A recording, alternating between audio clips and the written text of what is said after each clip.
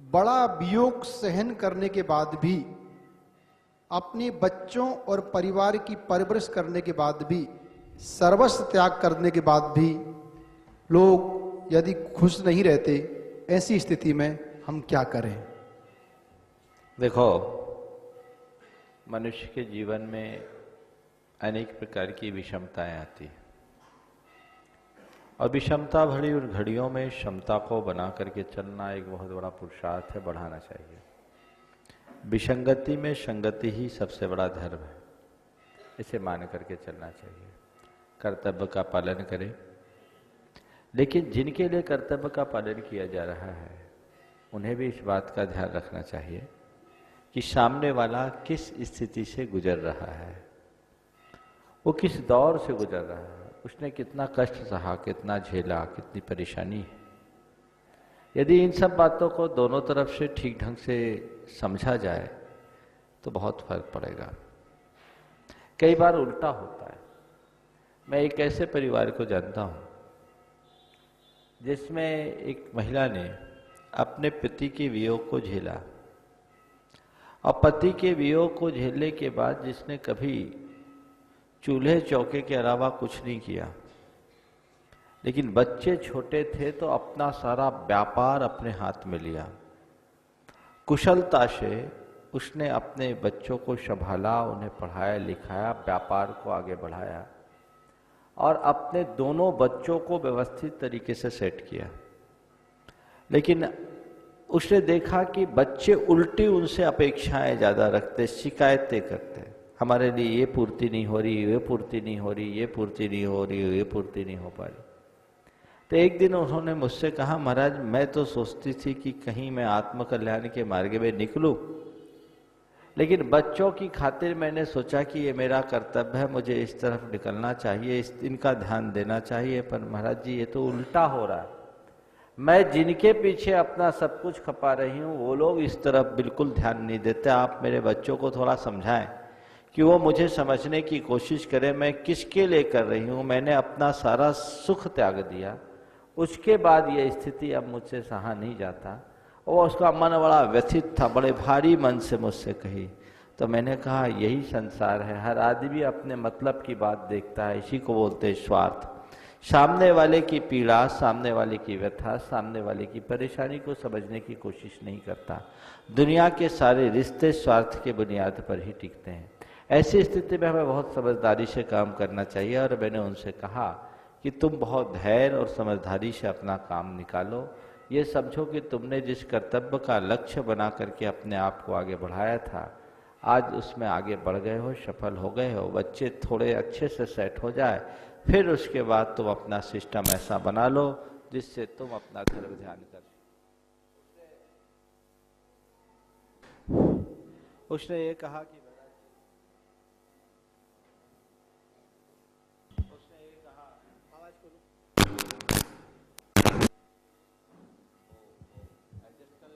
पूरा कर देता हूं, कंटिन्यू कर रहे हो, उधर देख लेना। तो मैं कह रहा था, उसने कहा महाराज जी अब मेरी शरीर की स्थिति भी नहीं रही कि मैं मोक्ष मार्ग में निकल सकूं। मैंने 7 साल अपने बर्बाद कर दिए, अब मुझे लगता है कि मैंने बहुत कुछ खो दिया। तो मैंने उन्हें सुझाव दिया कि अब जो गया सो गया, जो है उससे बचा लो और अपनी स्थिति में जितना अपना धर्म ध्यान पूर्वक अपने जीवन का निर्वाह कर सको करो। बच्चों को अपने ढंग से सेटल करो, उनसे ज़्यादा मोह मत करो और अपने लक्ष्य को अपने सामने रख करके चलो, तभी जीवन की सार्थकता है।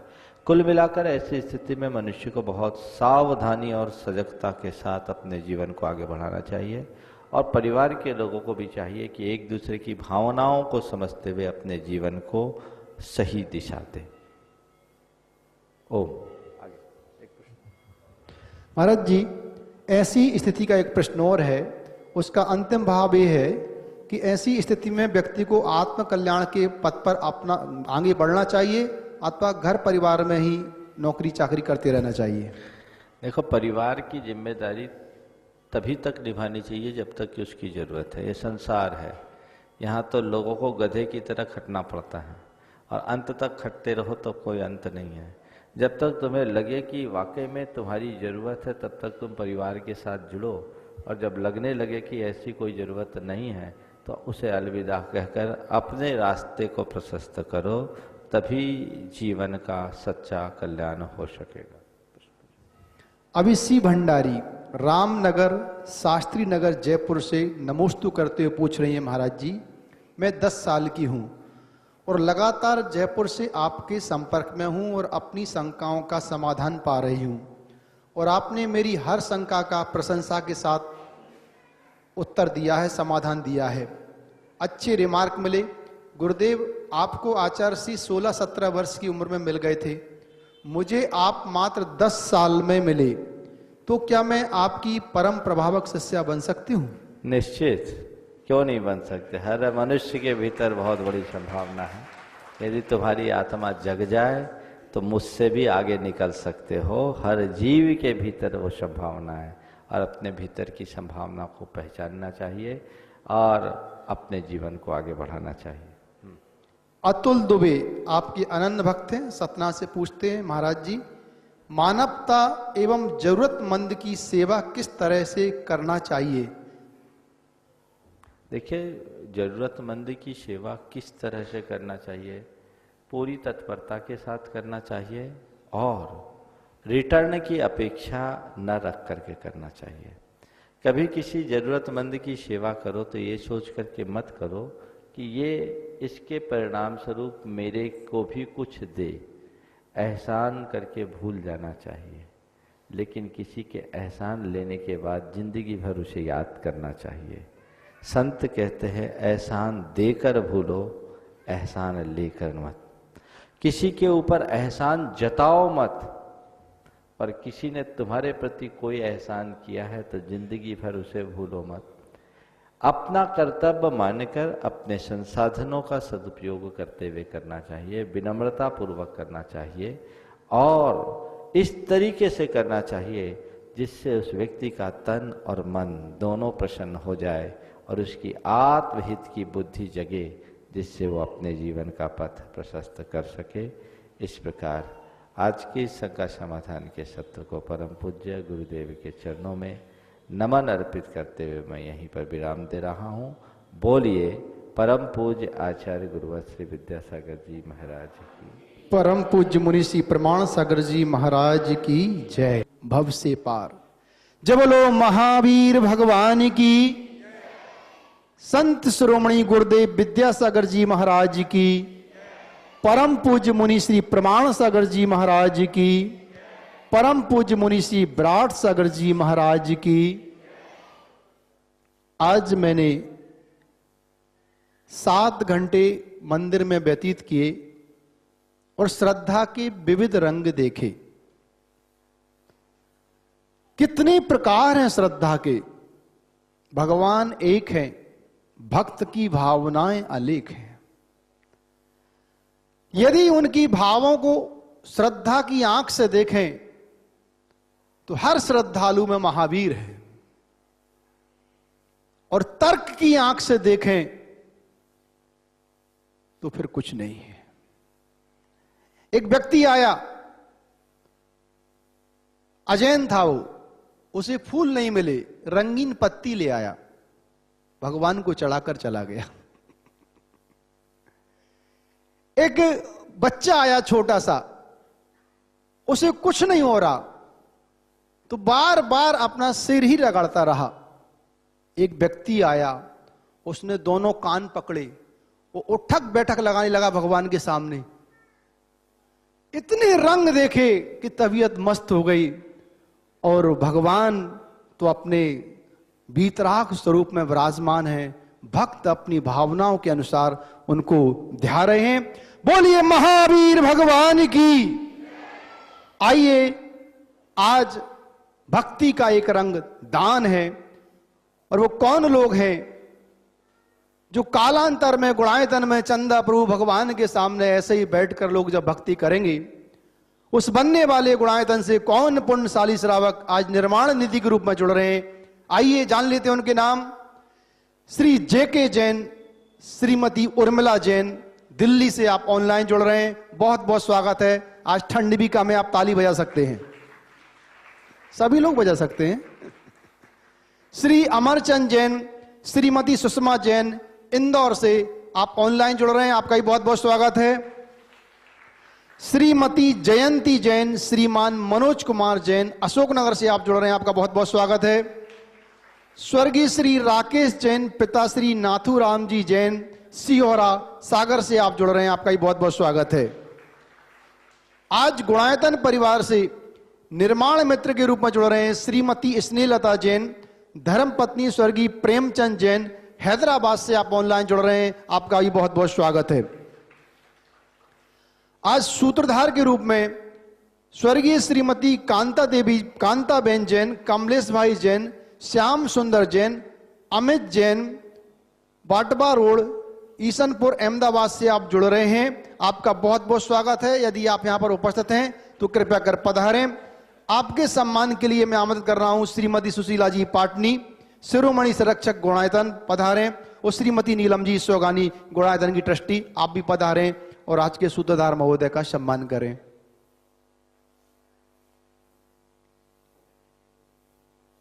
अंकित श्री समीर प्रमोद श्री गुप्पी, बेलगांव से आप भी सूत्रधार के रूप में ऑनलाइन जुड़ रहे हैं, जोरदार ताली बजाकर स्वागत करें। आज गुणायतन परिवार से ट्रस्टी के रूप में सौगाकांक्षी नीलिमा मनोज जैन, सुपुत्र श्री सूर्यकांत जी जैन, गोलगंज मंदिर के पीछे छिंदवाड़ा, मध्य प्रदेश से जुड़ रहे हैं, टाइम सेंटर वाले, आपका बहुत बहुत स्वागत है। श्री संतोष जैन, दिल्ली मुल्तान निवासी, गुणायतन के लिए आपने सोने की अंगूठी दान दी है, आपका बहुत बहुत स्वागत है।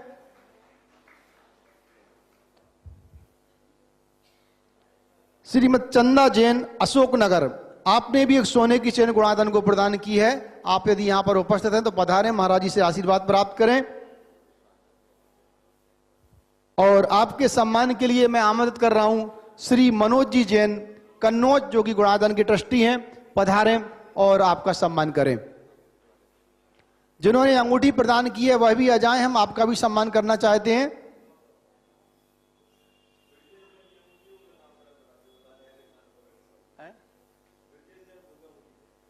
श्री ब्रजेश जी जैन साहब ने अंगूठी प्रदान की है, आप पधारें, आपका बहुत बहुत स्वागत है।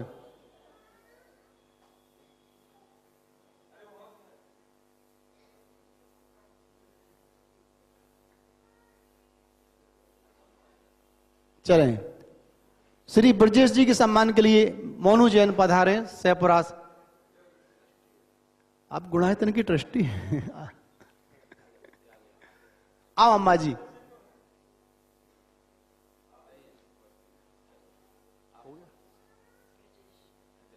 चलिए, बहुत बहुत स्वागत है आपका। देखिए, जिस वस्तु से अपना मोह होता है, जिसको अपन ने धारण किया है, बड़े चाव से बनाया है, उस वस्तु का दान करना बहुत बड़ी बात है। और खासकर महिलाएं आभूषणों का दान करें तो और बड़ी बात है। चलें, प्रारंभ करते हैं कार्यक्रम संकट समाधान। मैं नाम पुकार रहा हूं, आप उसी क्रम से कृपया कर निकल करके साइड आ जाएंगे। विदित जैन, निमित्त जैन, दोनों भाई भाई हैं क्या? श्रीमती अर्चना जैन, आर्यन जैन कैथून, सुमन जैन, श्रीमती रेशु जैन लखनऊ, संध्या जैन अहमदाबाद, आप सब लोग क्रम से तैयार रहेंगे। नमस्ते महाराज जी, मेरा नाम विदित जैन है और मैं दिल्ली से आया हूँ। महाराज जी, मेरा प्रश्न ये है कि महाराज जी के आहार के समय अगर किसी व्यक्ति की वजह से अंतराय हो जाता है तो निश्चित तौर से उस व्यक्ति को पछतावा होगा, लेकिन महाराज जी वो व्यक्ति थोड़ी ना चाहेगा कि अंतराय उसकी वजह से होए।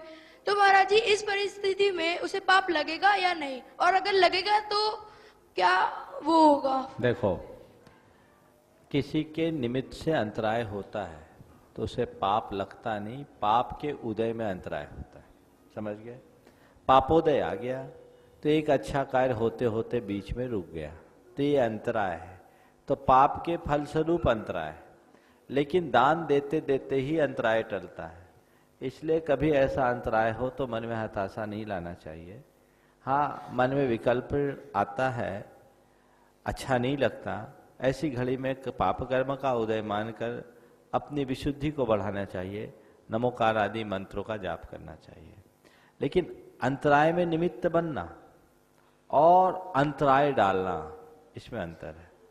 अगर अविवेक पूर्वक आप कार्य कर रहे हैं, जानबूझ करके ऐसा काम कर रहे हैं, सावधानी नहीं कर रहे, धक्का मुक्की कर रहे हैं, तो वो अंतराय पाप का कारण बन जाता है।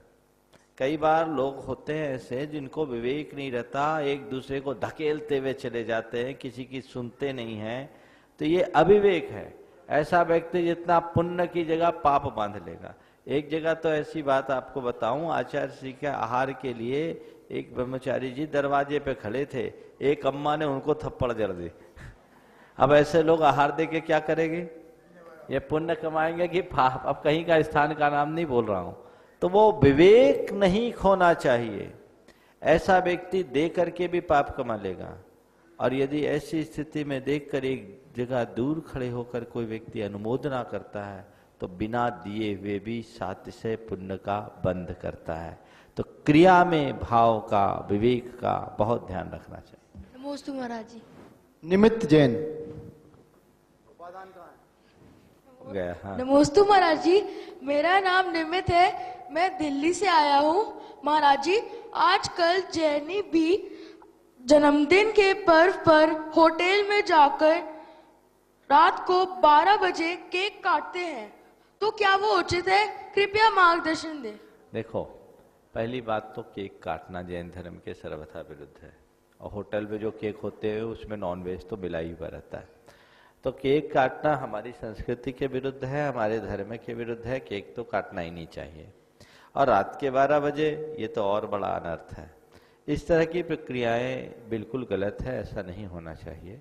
मैंने पहले भी कई बार बोला कि जन्मदिन यदि आपको मनाना ही है तो भारतीय परंपरा के अनुरूप मनाओ, जिससे कि बच्चे के जीवन में कुछ अच्छा प्रकट हो। कैसे जन्मदिन मनाओ? जिस दिन किसी बच्चे का जन्मदिन हो उस दिन सुबह से उसे भगवान के मंदिर ले जाओ। 8 वर्ष से अधिक का हो गया है बच्चा तो उससे अभिषेक कराओ, बच्ची है तो उसे अभिषेक दिखाओ। और उसके बाद घर लाओ। घर लाने के बाद जो पूजा के शेषाक्षत बच्चे हैं, जो पूजा के बचे हुए द्रव्य होते हैं, उनको शेषाक्षत कहते हैं। घर के सारे बड़े जन उस शेषाक्षत को उस व्यक्ति के माथे पर रखकर उसे मंगल आशीष दे। चिरंजीवो भव, यशस्वी भव, धर्म आराधको भव, कुल जयी भव, कुल दीपको भव, ऐसे मंगल आशीष दे जिससे उसके व्यक्तित्व में निखार आए।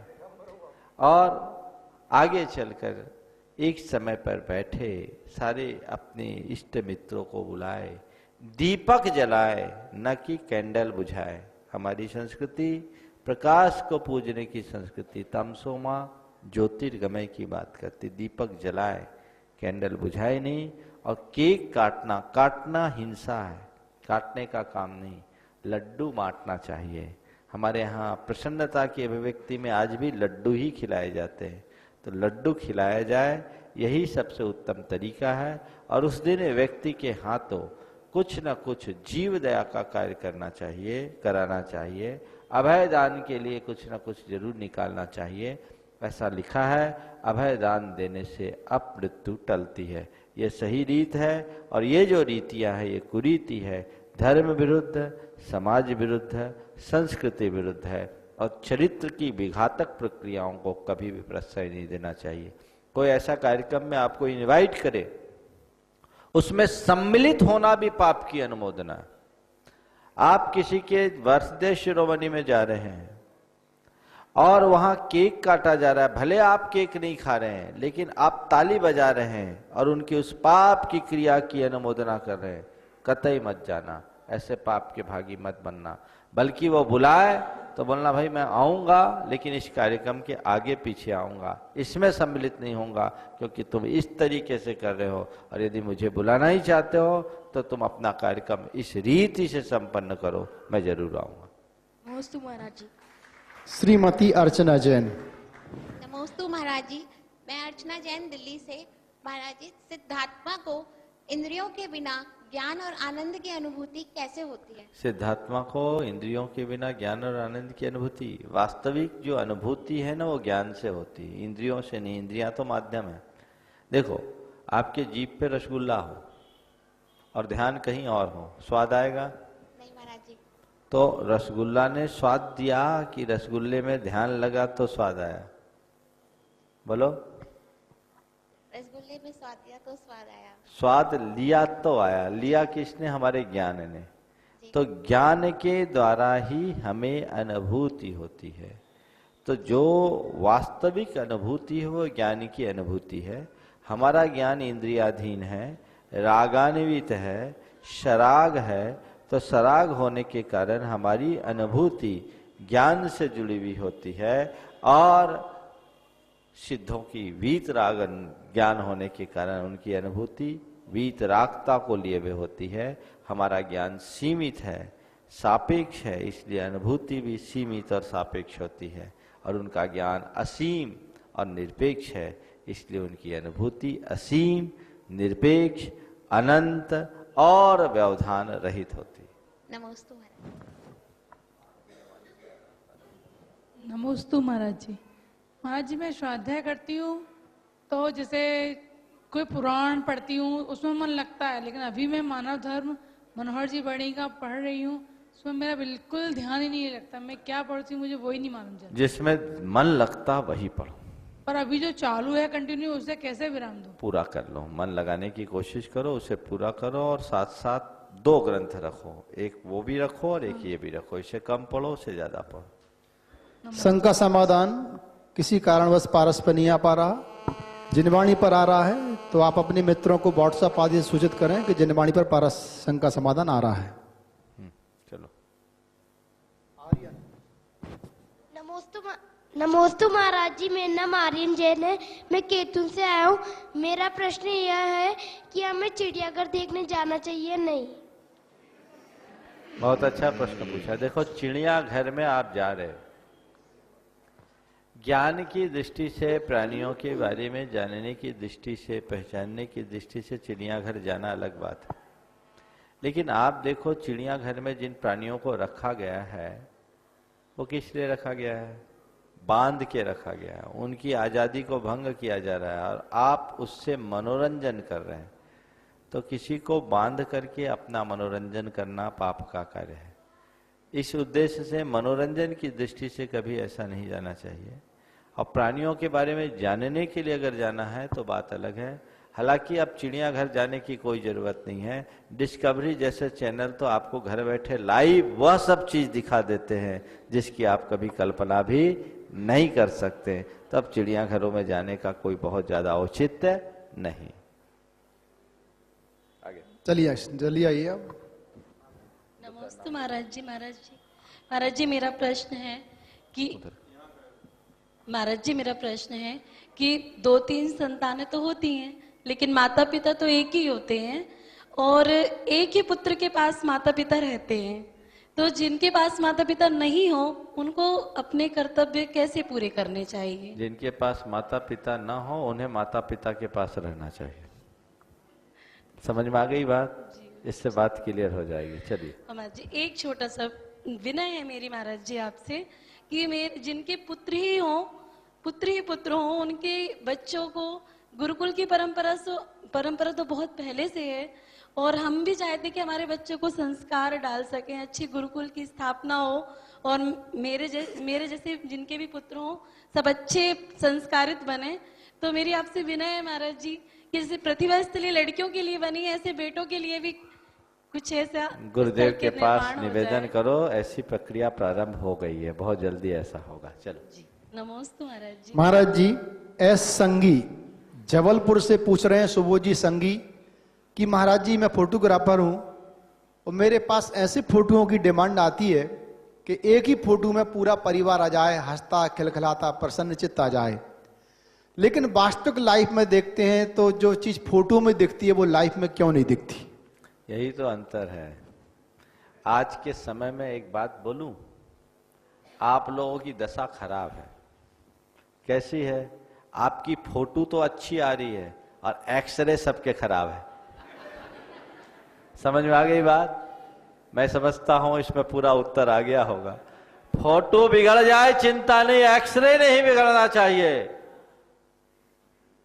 एक्सरे मतलब अंतरंग और फोटो मतलब बहिरंग। ऊपर से टिप टाप, भीतर से फुटपाथ, मामला गड़बड़ है, संभलिए। नमस्ते महाराज जी, मैं सुमन जैन। मेरा प्रश्न है, मौन 7 स्थानों पे जो मौन रखते हैं क्यों रखते हैं, और वास्तु का हमारे जीवन पर क्या प्रभाव पड़ता है? देखो, मौन एक बहुत बड़ी साधना है। ऐसा कहा जाता है मौनेन कलहो नास्ति, मौन रखने से कलह नहीं होता। हमारे यहाँ 7 स्थलों पर मौन रखा गया, वो हिंसा से बचने के लिए रखा गया, प्रमाद से बचने के लिए रखा गया, आसक्ति को कम करने के लिए रखा गया है। जैसे भोजन करते समय मौन रखो। सबसे ज़्यादा किलकिल तो खाने की थाली में ही होती है। यदि आप लोग भोजन के समय मौन रखना शुरू कर दो तो झगड़े कम होंगे। दूसरी बात, मौन पूर्वक जो भोजन करता है लोग उसे मनुहार से खिलाते हैं, और जो बोल करके खाता है उसको कहता है मांग लेगा। होगा ना?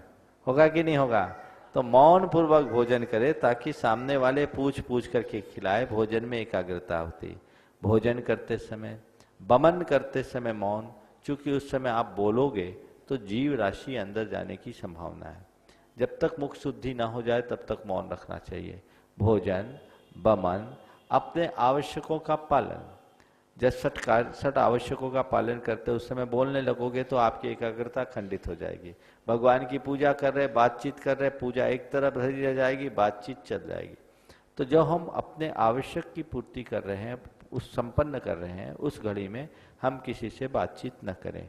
तो भोजन के टाइम, बमन के टाइम, आपके आवश्यकों के पालन के टाइम, मल मूत्र के त्याग के टाइम, क्योंकि उस समय बहुत सूक्ष्म जर्म्स होते हैं, उनका हमारे शरीर के भीतर प्रवेश हो सकता है, इसलिए उस घड़ी भी मौन रखें। स्नान करते समय भी मौन रखने का विधान है। मैथुन की क्रिया करते समय भी मौन रखने का विधान है। और 7वां है, जहां पाप की संभावना हो वहां मौन हो जाए। मनोज जैन, कन्नौज, गुणायतन के ट्रस्टी हैं। आप विधायक संजय पाटिल, बेलगांव, कर्नाटक, जो गुणायतन के ट्रस्टी हैं, उनके प्रश्न के साथ। महाराज जी नमस्ते। संजय भैया ने पूछा है, धर्म को मानने वाला इंसान राजनेता बनने के बाद अगर अपने आप को असमंजस सा महसूस करे, जहां धर्म से ज्यादा अधर्म का बोलवाला हो, उस घुटन को वो कैसे परास्त करे? देखो, राजनीति में धर्मात्मा जनों को जाने का निषेध नहीं, बल्कि जाना चाहिए। हम लोग तो रोज अपनी प्रार्थना में कहते हैं धर्मधारी हो नरेशा।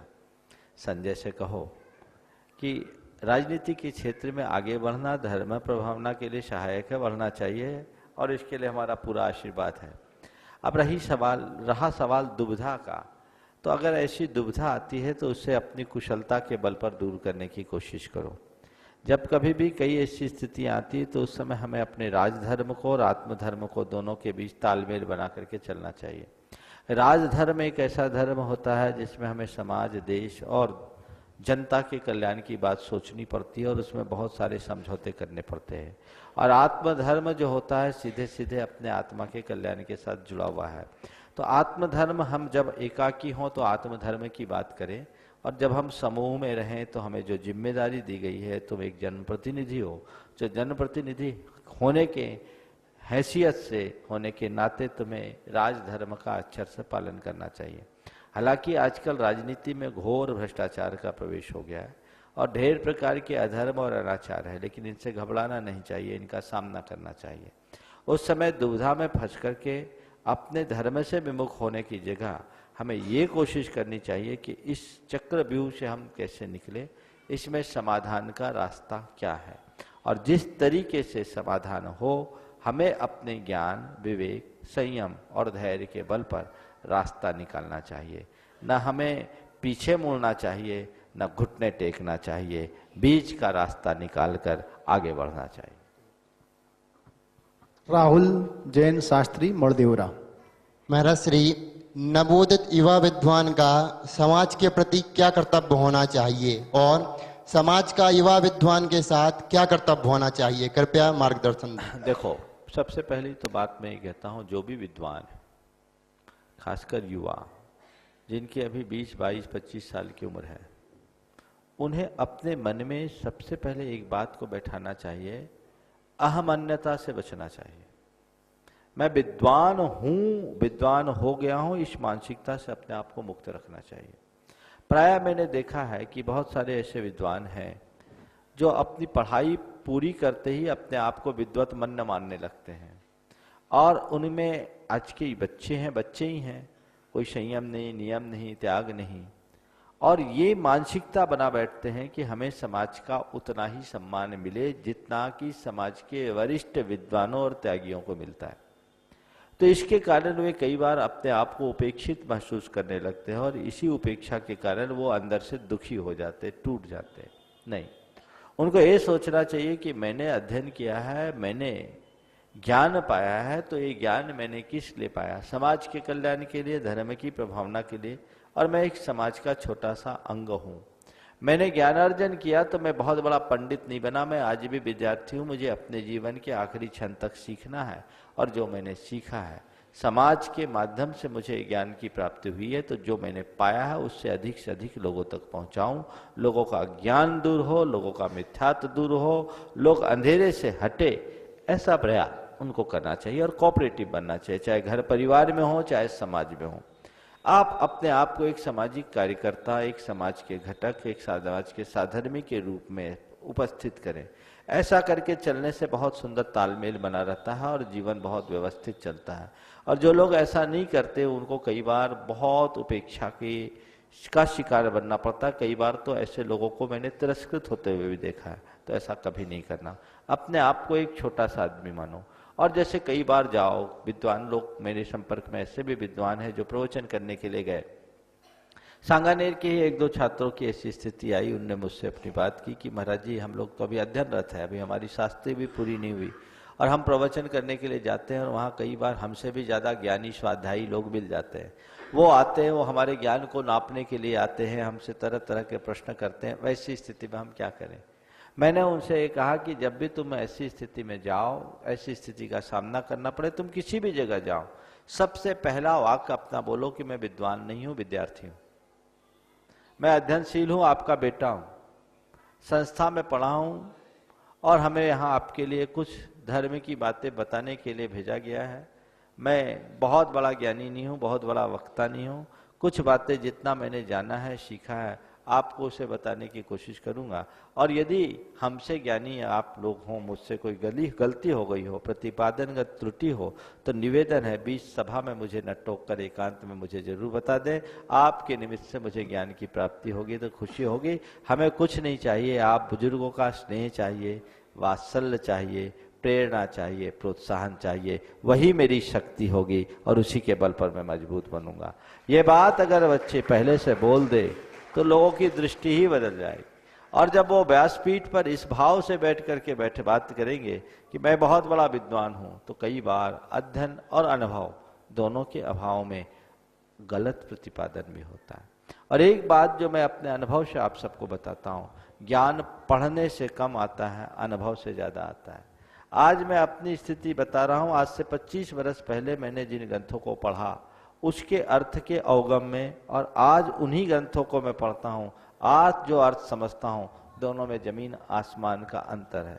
25 वर्ष पहले मैंने किसी पुराण को पढ़ा तो मैंने एक पुराण ग्रंथ के रूप में पढ़ा है, और आज जब मैं उसे पढ़ता हूं तो मुझे उसमें समाज शास्त्र, धर्म शास्त्र, नीति शास्त्र, दर्शन शास्त्र, साहित्य, व्याकरण, आध्यात्म सब अलग अलग रूपों में दिखता है और मैं उन्हें उस रूप में पढ़ता हूं। तो ये अनुभव है।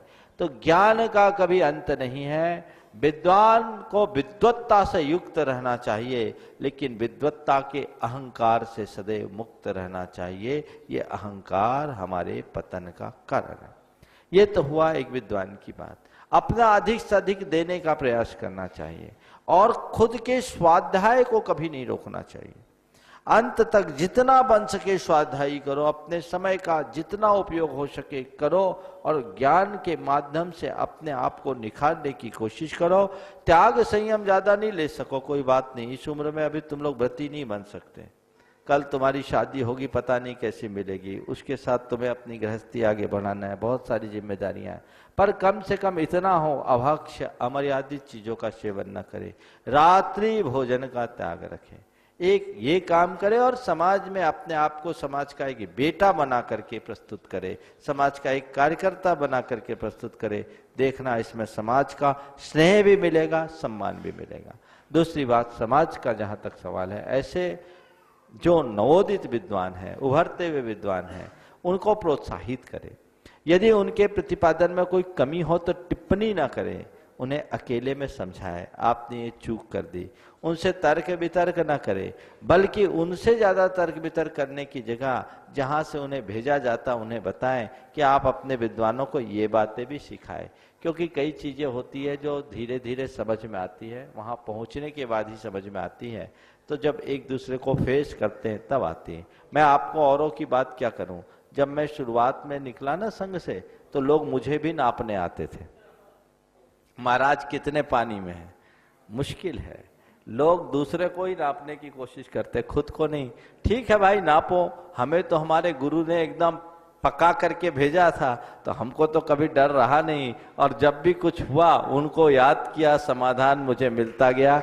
आज तक गुरुदेव की ऐसी कृपा रही है कि मुझे कभी कहीं किसी के आगे झेपना नहीं पड़ा, लेकिन मैंने कभी अपनी लघुता प्रकट करने में कोशिश नहीं, कमी नहीं की, कसर नहीं छोड़ी।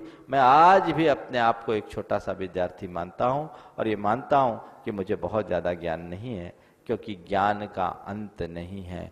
अंतिम श्वास तक सीखने के लिए हर व्यक्ति को तैयार होना चाहिए। और मैं एक छोटे से बच्चे से भी सीखने की बात करता हूँ। यदि किसी बच्चे से भी कोई काम की बात आती है तो मैं उसे तुरंत अपने माइंड में फीड करता हूँ और वो मेरे काम में आ जाती है। इसलिए अंत तक सीखने की कोशिश करनी चाहिए और ऐसे लोगों को प्रोत्साहित करना चाहिए। आज ये जो 22-25 साल के नवोदित विद्वान हैं, कल समाज के चोटी के विद्वान बन सकते हैं। एक दिन में बड़का पेड़ नहीं बढ़ता, बशर्ते उसे समय समय पर खाद पानी दिया जाता रहे, सींचा जाए तो वो पेड़ बड़ा होकर विशाल वट वृक्ष का रूप धारण कर सकता है। ऐसा वृक्ष जो पूरी समाज को छाया प्रदान करने में समर्थ हो। श्री पारस जी कांसलीवाल जयपुर, आगे तैयार रहेंगे सुधीर कांसलीवाल जयपुर, संध्या जैन अहमदाबाद, सुचि जैन गाजियाबाद, विभा जैन अजमेर, सिद्धार्थ जैन अजमेर। आप सब तैयार रहेंगे। नमोस्तु महाराज। महाराज जी, जयपुर का चातुर्मास अपने आप में अभूतपूर्व है। जो जो कार्यक्रम हुए वो अभूतपूर्व हुए, तारीफ वाली कोई बात नहीं है। हमने भी उसमें से बहुत चीजें सीखी, लेकिन सबसे बड़ी जो हमने सीख ली, पॉजिटिविटी। आपने हमको पॉजिटिविटी सिखाई, लेकिन महाराज जी फिर भी कभी कभी मन में कई बार नेगेटिव सोच आ जाती है, तो उसको नेगेटिव सोच को कैसे हम दूर करें, इसका थोड़ा सा आप मार्गदर्शन। जब जब नेगेटिविटी आने लगे ना, मुझे याद कर लिया करो, पॉजिटिव हो जाए। सुधीर जी कांसलीवाल। नमस्ते महाराज साहब। महाराज साहब, सम्यक दर्शन जीवन में कितनी बार आ सकता है, कितनी बार प्राप्त हो सकता है, और क्या गृहस्थ जीवन में भी सम्यक दर्शन ज्ञान और चारित्र को पालन किया जा सकता है, अगर हाँ तो कैसे? देखो, 3 प्रकार का सम्यक दर्शन है, छायिक सम्यक दर्शन, औपशमिक सम्यक दर्शन और क्षोभशम सम्यक दर्शन। छायिक सम्यक दर्शन तो एक जीव एक बार पाता है तो अमिट रहता है, कभी बिटता नहीं। उपशम सम्यक दर्शन जो होता है वह एक बार किसी जीव को प्राप्त होता है तो दोबारा प्राप्त करने में पल्लोपम का संख्यातवां वर्ष लग जाता है। तो हम संख्यात वर्ष की आयु वाले जीवों को एक जीवन में एक ही बार हो सकता है, दोबारा नहीं हो सकता। अब तीसरा है क्षोभशम सम्यक दर्शन, वो एक जीव को अनेक बार प्राप्त हो सकता है, संसार काल में असंख्य बार प्राप्त हो सकता है। तो आज के युग में यदि हमने सम्यक दर्शन होगा तो क्षोभशम सम्यक दर्शन ही मुख्यता से होगा, और वो अनेक बार हो सकता है, अंतर अंतर मुहूर्त में छूट सकता और हो सकता है, छूट सकता और हो सकता है। इस प्रकार सम्यक दर्शन की बात हुई। जहाँ तक गृहस्थ अवस्था में सम्यक दर्शन ज्ञान चारित्र की बात है तो रत्नत्रय की प्राप्ति तो मुनि बनने के बाद ही होती है। हाँ, देश चारित्र की प्राप्ति गृहस्थ जन कर सकते हैं यदि वो अनुव्रति बन जाए तो। हाँ, अनुव्रति बन जाए तो। संध्या जैन अहमदाबाद। नमस्ते महाराज जी। अपना नाम बोल दो। हाँ, मैं रीना जैन महावीर जी से आई हूँ। मेरा प्रश्न है, किचन में काम करते समय भक्तामर को सुनना क्या दोष है, मार्गदर्शन दीजिए। बल्कि मैं ये कहूँगा, घर का काम भगवान का नाम सुनते हुए ही करो तो ज़्यादा अच्छा होगा। खाना बनाते समय भी अगर आप भक्तामर सुनते रहो बहुत अच्छा है। चलो, जिनका नाम बोले वो आप। हाँ, श्रीमती संध्या जैन। आ गए आप? महाराज आगे जिनका नाम बोल रहे हो बोलो। नाम बोलो, कोई आ नहीं। आप लोग अपना नाम बोलिए, वो आगे आइए। श्रीमती सुशीला जी पाटनी। नमस्ते महाराज जी, मैं वैशाली गंगवाल जयपुर से। महाराज जी मैं पूछूं कि भक्तामर जी की भाव पूजा कर सकते हैं क्या?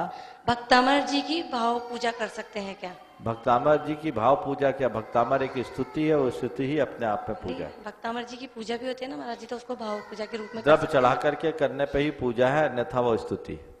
नमस्ते महाराज जी। चलो धर्म श्राविका श्रीमती सुशीला जी पाटनी। नमस्ते महाराज।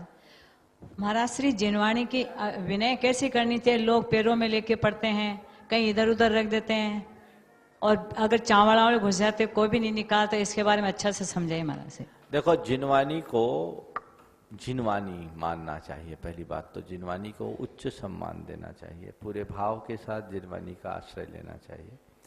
कभी भी अशुद्ध हाथों से और अशुद्ध मुख से जिनवाणी का स्वाध्याय नहीं करना चाहिए। नाभि से नीचे जिनवाणी को कभी नहीं रखना चाहिए, हमेशा जिनवाणी को नाभि से ऊपर रखने का प्रयास करना चाहिए। स्वाध्याय करते समय नाक में उंगली और इधर उधर उंगली आदि नहीं देना चाहिए। अपने बिस्तर पर बैठ करके जिनवाणी नहीं पढ़ना चाहिए, और शौचादि के में प्रयोग में लाए हुए वस्त्रों को लेकर के जिनवाणी नहीं पढ़ना चाहिए। कम से कम धुले वस्त्रों का करना चाहिए। आप जिनवाणी की जितनी विनय करेंगे ज्ञान उतना बढ़ेगा।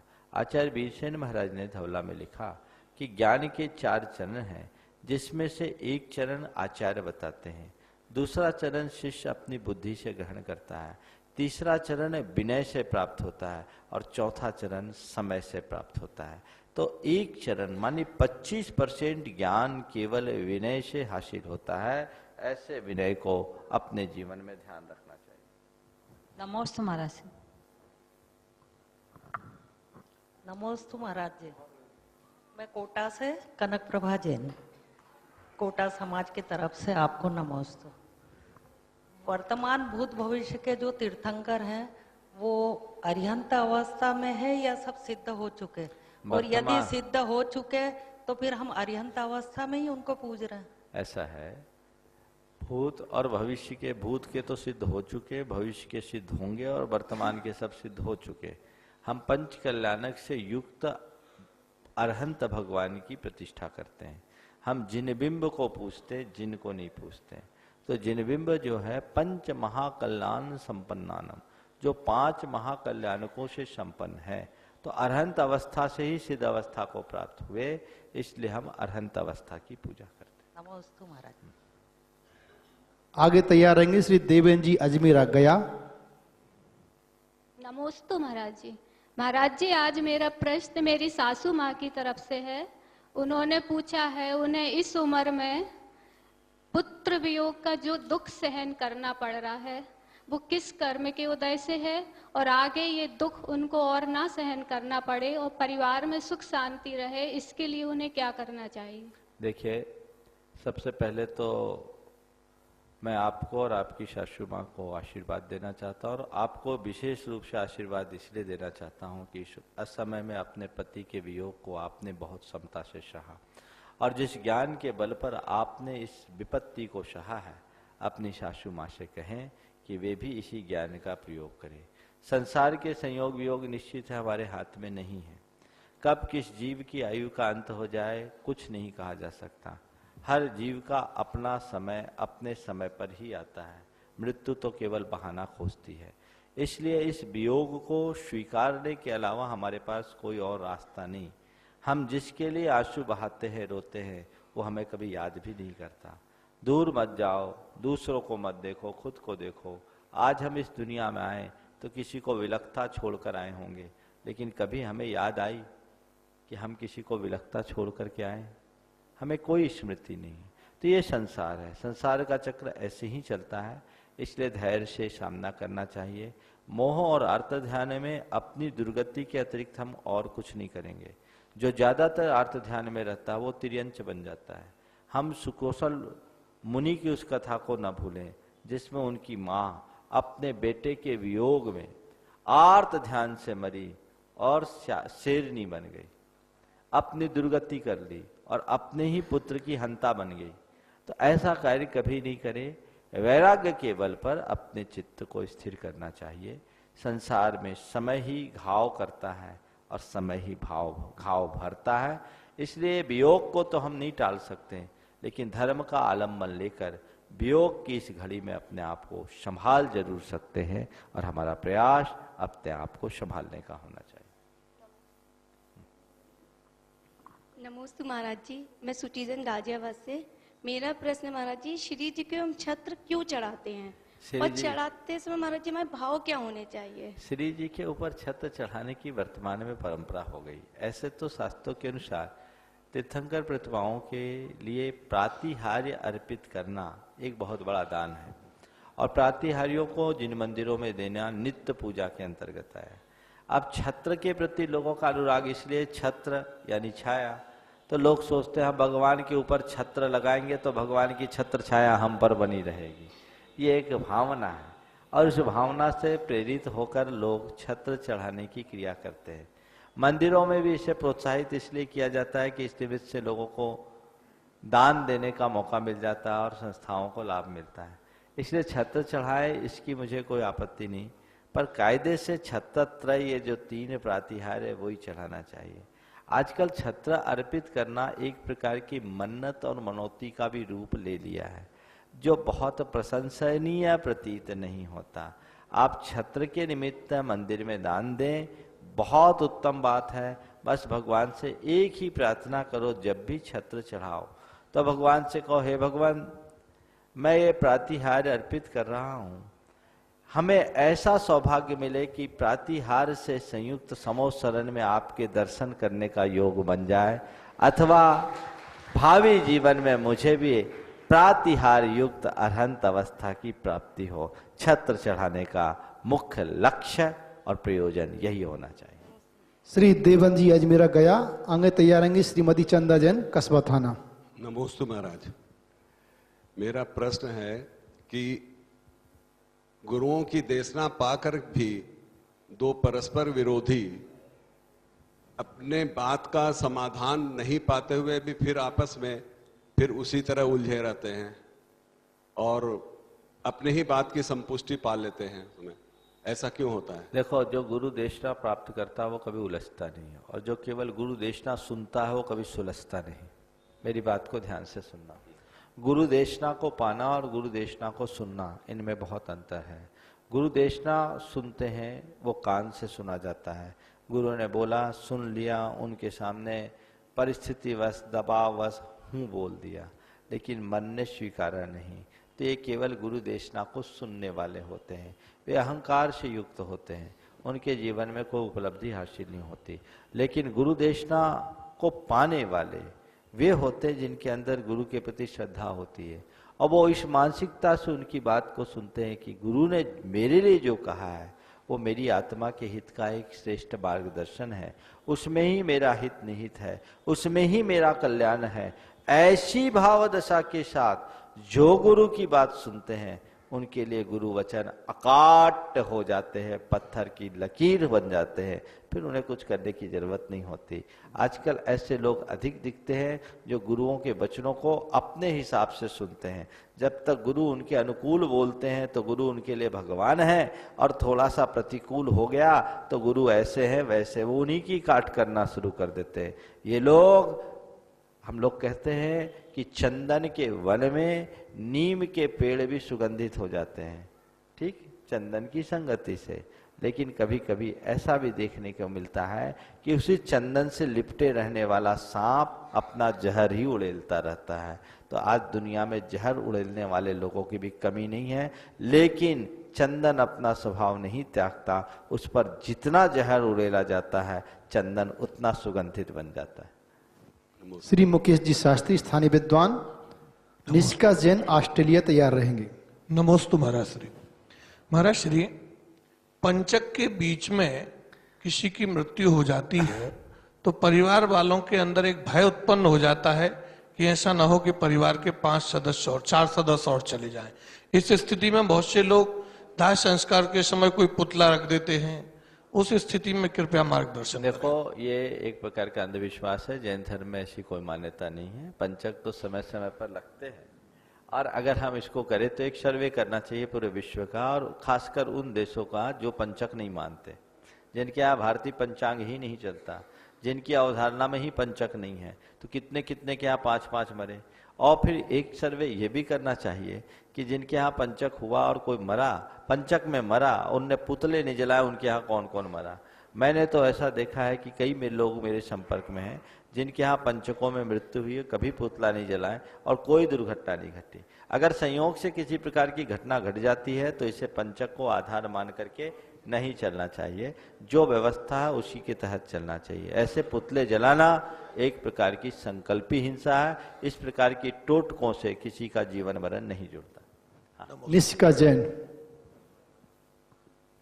नमस्ते महाराज जी, मेरा नाम निशिका जैन है और मैं सिडनी से आई हूँ। सिडनी, अच्छा, बहुत अच्छा। मेरा प्रश्न है कि जब हम नमोकार मंत्र पढ़ते हैं तब हम सिर्फ 3 के मल्टीपल से क्यों पढ़ते हैं? किसके वहाँ 3 के मल्टीपल से इसलिए पढ़ते हैं, देखो 3 जो होता है ना, सम्यक दर्शन, सम्यक ज्ञान, सम्यक चारित्र, समझ गए? तो सम्यक दर्शन, सम्यक ज्ञान, सम्यक चारित्र का पालन हमारा मेन टारगेट है, समझ गए? दूसरी बात, 3 से ही हम 3 लोक के नाथ बन सकते हैं, 3 लोक के शिखर पर जा सकते हैं। 3 हमारे राग, देश, मोह, इसको हमें नाश करना है, इसलिए 3 का मल्टीपल करते हैं, समझ गए? नमस्ते महाराज। बहुत अच्छा। नमस्ते महाराज जी। कौन आया है तुम्हारे साथ? तुम्हारी मम्मी कौन है? अकेली आई हो? कौन है? हाँ, बहुत अच्छी हिंदी बोल रही है, ऑस्ट्रेलिया सिडनी में रह करके। इस बच्ची से, आपसे मैं ये कहना चाहता हूँ, हिंदी को छोड़ना नहीं। जब तक भाषा है तब तक संस्कृति है। घर में बैठे हिंदी में बात करना वहाँ, ठीक है ना? चलो, बहुत अच्छा। नमस्ते महाराज जी, मेरा नाम विभा जैन है, मैं अजमेर से आई हूँ। महाराज जी, मेरा प्रश्न ये है कि 14 गुण स्थानों में से कौन से गुण स्थान में मरण नहीं होता है, और नहीं होता है तो क्यों नहीं होता? देखो, मरण के अयोग्य गुण स्थान है तीसरा गुण स्थान, जिसमें किसी की मृत्यु नहीं होती, क्योंकि जिस गुण स्थान में आयु का बंध संभव है वहीं मृत्यु होती है। जहाँ आयु का बंध संभव नहीं है वहाँ मरण संभव नहीं है। तो मुख्य रूप से तीसरे गुण स्थान में मरण नहीं, और मृत्यु के उपरांत जो गति होती है 1, 2 और 4, ये 3 गुण स्थानों में ही होते हैं। हालांकि शेष गुण स्थानों में मरण होता है, कहीं भी हो सकता है। कुछ और खास नियम है जो अभी यहाँ मैं नहीं बता रहा हूँ, क्योंकि बड़ी सिद्धांत की गूढ़ चर्चा है। जिन अवस्थाओं में मरण नहीं होता, जैसे औदारिक मिश्र का योग में लोगों का मरण नहीं होता, आहारक मिश्र में मरण नहीं होता, वैकरिक मिश्र में मरण नहीं होता, और अन्य कुछ अवस्थाएं हैं। प्रथमोपम सम्यक्त की घड़ी में मरण नहीं होता, और भी कुछ नियम है, उसको शास्त्रों से पढ़ लेना चाहिए। नमस्ते महाराज, मेरा नाम सुरेंद्र कुमार जैन है, मैं दिल्ली से आया हूँ। मेरा प्रश्न एक ये है कि ये गुणायतन का नाम आपने महाराज जी मन में कैसे विचारा है? कई बार इसका उत्तर दे दिया महाराज जी, हमें पता लगा। हाँ, बस मैं एक ही संक्षेप में कहना चाहता हूँ कि आज सारे समाज में गुणात्मक परिवर्तन हो और लोग अपने जीवन का गुणात्मक विकास कर सके, यही मेरा लक्ष्य है, और इसी उद्देश्य से गुणायतन की परिकल्पना की गई। महाराज जी, नमोकार मंत्र जैसे अब वो एक ही प्रश्न करो बाबा, अतिक्रमण मत करो। नमोस्तु महाराज, मैं सिद्धार्थ जैन अजमेर से। मेरा प्रश्न ये है कि हम हमारे वर्तमान में फ्यूचर के बारे में सोचते और टेंशन में आ जाते हैं कि ये होगा ये होगा, तो हमें हमारे प्रेजेंट में रह के फ्यूचर के बारे में कैसे सोचना चाहिए और किस तरह से सोचना चाहिए? देखो, बहुत संक्षेप में बोल रहा हूँ।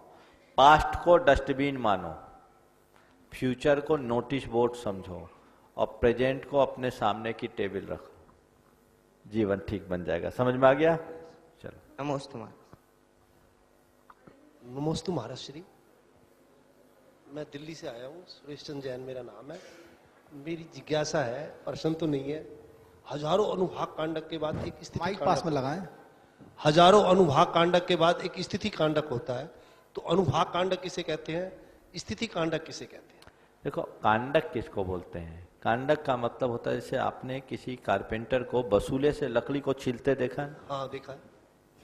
ऐसे ही कर्म की लड़ी को समूह के साथ काटने का नाम कांडक घात होता है। तो स्थिति थोड़ी सघन होती है, अनुभाग कम। तो एक स्थिति में अनेक अनुभाग होते हैं। तो जितनी देर में एक स्थिति के पोर को हटाते उसमें हजारों अनुभाग कांडक घट जाता है। यानी कर्म की फलदान शक्ति और कालावधि को क्रमशः घटाते जाना, ये अनुभाग कांडक और स्थिति कांडक घात है। लेकिन आचार्य श्री, एक प्रश्न जिज्ञासा हो रहा है, ये कौन से कौन स्थान में होता है? ये अलग अलग भूमिकाओं में होता, अपूर्वकरण अवस्था से इसकी शुरुआत हो जाती है। धन्यवाद। नमस्ते महाराज। आगे तैयार रहेंगे रेणु कांसलीवाल, आप आ जाओ। हाँ। नमस्ते महाराज।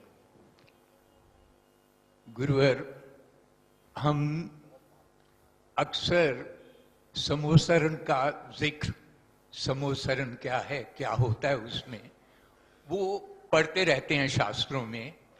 और आज मैं ये कहता हूं कि आज साक्षात एक समोसरण आपकी इस शैली से शुरू हुआ है। आज हिंदुस्तान के केवल जैन नहीं बल्कि अजैनों में लाखों लोग इस समय का शंका समाधान के कार्यक्रम की इंतजार करते हैं। बाबा प्रशस्ति मत गाओ, प्रश्न पूछो। हाँ महाराज श्री, ये उससे जुड़ा हुआ था। हाँ। इसलिए मैंने ये गुस्ताखी करी। हाँ। अभी कुछ दिन पहले जैन समाज पे सलेखना के बारे में और उसके बाद एक भैया प्रश्न पूछो, व्याख्यान नहीं। 2 मिनट बचे हैं। एक सेकेंड। हाँ बोलो जल्दी। ये जो 2 एजिटेशन हुई हैं सलेखना की और मांस के त्याग की इत्यादि की, उसमें पूरे समाज में एक नई लहर दौड़ी है। और इसमें अधिकतर हमने देखा है इस क्वेश्चन आवर में लाखों लोग जो जैन नहीं अजैन भी हैं वो इसमें हैं। तो ये जो चिंगारी, ये जो एक नया युग शुरू हुआ है, प्रभु आपसे ये प्रार्थना है कि इसमें जैन समाज का, जैन धर्म का जो नया अवलोकन आपके द्वारा, आपके गुरु महाराज ने आप जो आशीर्वाद दिया उसके द्वारा शुरू हुआ है, वो इस तरह चलते रहे। ऐसी आज देश की जरूरत है और ऐसी आज समाज की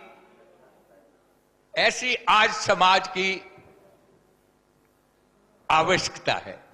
हो गया? हो गया, बिल्कुल। बस आपका प्रश्न हमको समझ में नहीं आया। प्रश्न था ही नहीं, बस इनका खड़ा होने से लोगों के मन में प्रश्न उठने लगा। चलो बहुत अच्छा। नमो महाराज जी। पुराना चावल है, पुराना चावल और मुल्तानी है। मैंने इसलिए कुछ नहीं बोला कि मुल्तानियों का बहुत बड़ा त्याग हमने देखा है। नमो महाराज जी। शाम को जब मंदिर जाते हैं तो जिनवाणी का स्वाध्याय कर सकते हैं और उसमें भक्तांबर का आधा पाठ करने से या पूरा पाठ करने से इसमें क्या पुण्य? आधा करोगे तो आधा पुण्य मिलेगा, पूरा करोगे तो पूरा मिलेगा। चलो आगे। नमस्ते महाराज जी। महाराज जी, धर्म क्षेत्र में अपने पुण्य को बढ़ाने के लिए मैं क्या उपाय करना है? धर्म क्षेत्र में अपने पुण्य को बढ़ाने के लिए, धर्म क्षेत्र में अपने पुण्य को बढ़ाने के लिए एक ही काम करना चाहिए कि जिस क्षेत्र में आए हो उस क्षेत्र के मूल नायक के चरणों में, उस मंदिर में अपना अधिक से अधिक समय बिताना चाहिए। जाप करो, पाठ करो, पूजा करो, ध्यान करो, सामायिक करो, स्वाध्याय करो। गुरुजन है तो उनके प्रवचन का लाभ लो। इधर उधर की बातों से अपने आप को बचाओ और जीवन को धन्य करो। हो गया। नमस्ते महाराज जी, मैं राजेश चंडीगढ़ से। मेरा प्रश्न है कि मंदिर की परिक्रमा करते हैं उसका क्या महत्व है? जो मंदिर की परिक्रमा करते हैं उनको संसार की परिक्रमा नहीं लगानी पड़ती। हम संसार के परिक्रमा न लगानी पड़े, संसार के चक्कर से बचने के लिए ही भगवान के चक्कर लगाए जाते हैं। इस प्रकार हो गया। नमस्ते महाराज। किसका? तो बुलाना था पहले, बुला। हमसे कोई भी जैसे कुछ कह देता है। जयपुर में जय जयकार हुआ, जयपुर में जय जयकार हुआ। जब गुरुवर जी आए हैं यहाँ, जयपुर की धरा कण कण का यहाँ का पावन है, कण कण का यहाँ का पावन है।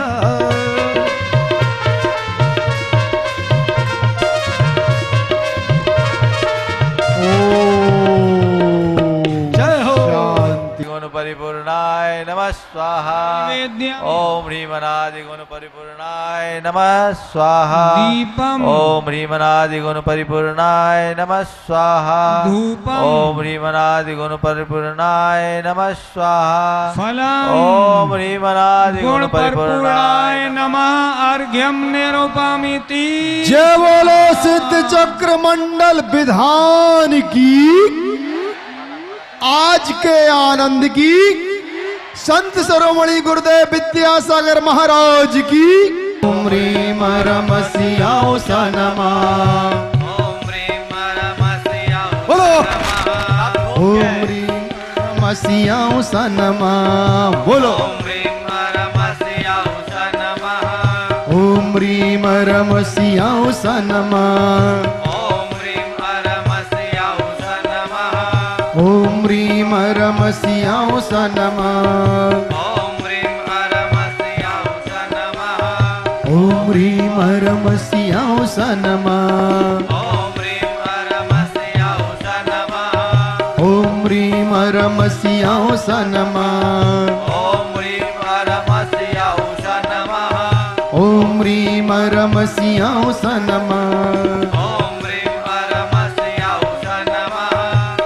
ह्रीम रमसियाओ सनमा।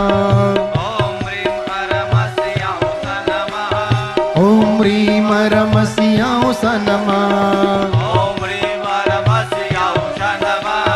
ओम ह्रीम, ताली बजा के। ओम ह्रीम रमसियाओ सनमा। ओम ह्रीम रमसियाओ सनमा। ओम ह्रीम रमसियाओ सनमा। ओम ह्रीम रमसियाओ सनमा। ओम ह्रीम रमसियाओ सनमा। बोलो ओम ह्रीम रमसियाओ सनमा। ओम ह्रीम रमसियाओ सनमा। ओम ह्रीम रमसियाओ सनमा। ओम ह्रीम रमसियाओ सनमा। ओम ह्रीम रमसियाओ सनमा। ओम ह्रीम रमसियाओ सनमा।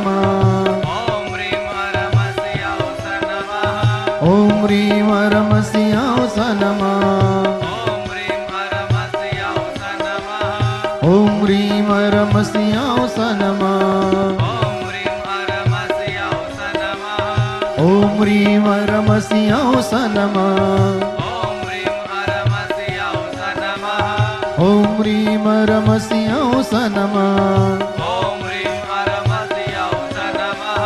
ओम ह्रीम रमसियाओ सनमा। ओम ह्रीम रमसियाओ सनमा। ओम ह्रीम रमसियाओ सनमा। ओम ह्रीम रमसियाओ सनमा। ओम ह्रीम रमसियाओ सनमा। ओम